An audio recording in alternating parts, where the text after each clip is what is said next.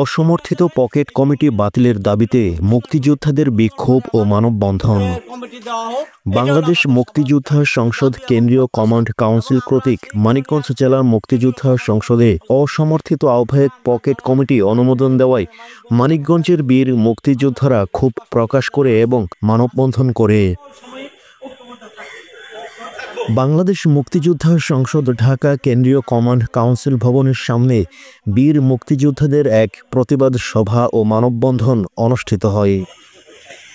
প্রতিবাদ সভায় সংক্ষিপ্ত বক্তব্য রাখে বাংলাদেশ মুক্তিযোদ্ধা সংসদ মানিকগঞ্জ জেলা শাখার সাবেক কমান্ডার বীর মুক্তিযোদ্ধা গোলাম মহিয়ান খান শিপার, সাবেক ঘিওর উপজেলা পরিষদের চেয়ারম্যান ও যুদ্ধকালীন ডেপুটি কমান্ডার বীর মুক্তিযোদ্ধা আফজাল হোসেন খান, বীর মুক্তিযোদ্ধা হরজত আলী সেলিম, বীর মুক্তিযোদ্ধা advocate Abdul বাসিত Bhuiyan, Bangladesh press club Manikganj জেলা শাখার সভাপতি বীর মুক্তিযোদ্ধা মোহাম্মদ আজহার হোসেন, বীর মুক্তিযোদ্ধা কে এম সিদ্দিক আলী, সাবেক ডেপুটি কমান্ডার ঘিওর উপজেলা, বীর মুক্তিযোদ্ধা মোহাম্মদ মুসলিম উদ্দিন খান নাসিরউদ্দিন সহ আরও অনেকে।